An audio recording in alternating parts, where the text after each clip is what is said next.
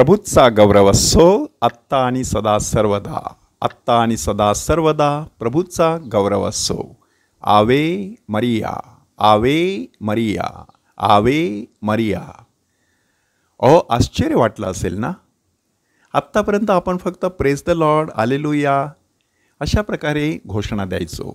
प्रभूचा गौरव असो असं म्हणायचो. मग आजच आपण आवे मरिया का म्हणायचं बरे? कारण आज 15 ऑगस्ट जसा भारतीय स्वातंत्र्याचा दिवस मोठ्या जल्लोषामध्ये आपल्या संपूर्ण देशामध्ये साजरा केला जात असतो, त्याचप्रमाणे पवित्र मरियेचं स्वर्गनयन हा सोहळा संपूर्ण जगभरच्या ख्रिस्त सभेमध्ये मोठ्या जल्लोषामध्ये साजरा केला जात असतो. ह्या दिवशी अनेक ठिकाणी सणाचं वातावरण असतं, सोहळ्याचं वातावरण असतं. आणि पवित्र मरियेविषयी आपली जी भक्तीची भावना आहे ती भावना आपण व्यक्त करत असतो.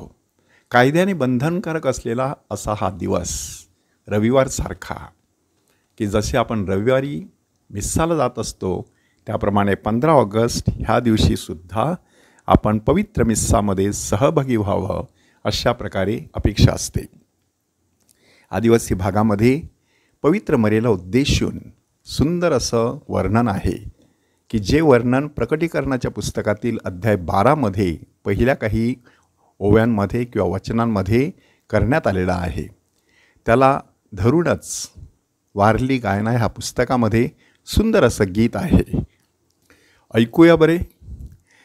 चांदावर कोण ग ती उभी, कोण ग ती उभी, चांदावर कोण ग ती उभी, कोण ग ती उभी, कडेवर तान्हे बाल येसू, तान्हे बाल येसू, कडेवर तान्हे बाल येसू, तान्हे बाल येसू, नेसली नीला पातलो निले आभालाचा, डोकेल सूर्याचा मुगुट, सूर्याचा मुगुट, गोंड्याला ताऱ्यांचा गजरा, ताऱ्यांचा गजरा, अंगात पोलका नेसला साते रंगाचा, देवधनुष्याचा, मरिया येसूची आई सारे माणसांची, चांदावर कोण ग ती उभी, कोण ग ती उभी, चांदावर कोण ग ती उभी, कोण ग ती उभी.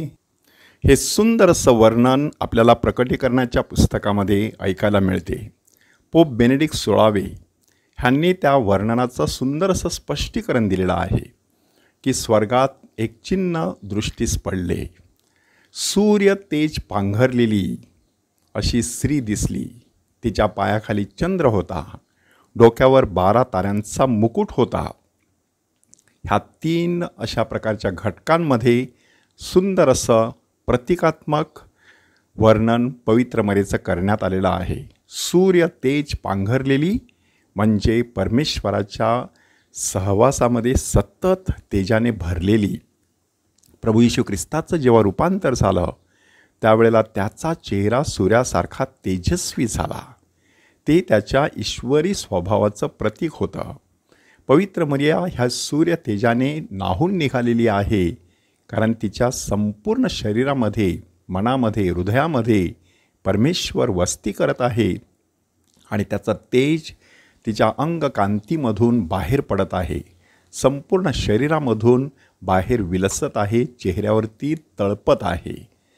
त्यातून आपल्याला महत्त्वाची गोष्ट शिकायची आहे.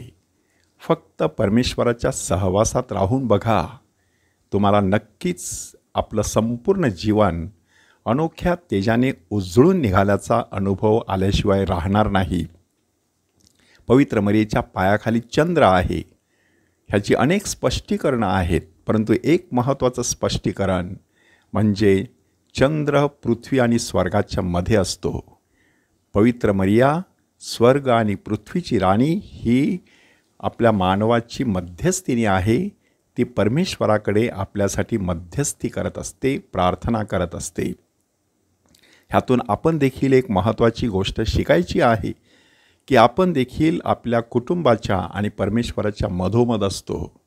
आपलं कुटुंब, आपला समाज, आपला धर्मग्राम, आपला देश, आपलं संपूर्ण हे जग आणि पलीकडे असलेला परमेश्वर ह्यांच्यामध्ये मध्यस्थाची भूमिका बजावण्यासाठी आपल्याला पाचारण करण्यात आलेलं असतं. आणि तिच्या डोक्यावर 12 ताऱ्यांचा मुकुट ह्याचा अर्थ दुहेरी आहे. की इस्रायलचे 12 वंश ह्या आदिपित्रांची ती राणी आणि येशूचे 12 प्रेषित ह्या प्रेषितांची राणी. पवित्र मरिया फक्त माता नाही तर पवित्र मरिया ही राणीसुद्धा आहे. आणि म्हणूनच एक माता ह्या नात्याने तिच्याकडे आपण मध्यस्थीची याचना करतो, परंतु एक राणी ह्या नात्याने आपण तिच्या आज्ञांचं पालन केलं पाहिजे. कोणती आज्ञा तिने दिलेली आहे? हा जे सांगेल ते करा. काना येथे लग्नसमयी चाकरांना उद्देशून पवित्र मरियेने दिलेले हे शब्द आज आपण देखील गांभीर्याने घेणं गरजेचं आहे. रोजरीची प्रार्थना करा, पश्चाताप करा, त्याग करा, अशा प्रकारची शिकवण तिने जी दिलेली आहे किंवा बेनतीन दिलेली आहे, अशा सगळ्या शिकवणुकीची आज्ञा पालन करणं ह्यासाठी आपल्याला पाचारण आहे. आज पवित्र मरियेच्या स्वर्गनयनाचा सोहळा साजरा केला जात आहे. प्रभू येशू ख्रिस्त स्वतःच्या सामर्थ्याने स्वर्गात चढला. पवित्र मरिया परमेश्वराच्या सामर्थ्याने सदेह स्वर्गात घेतली गेली.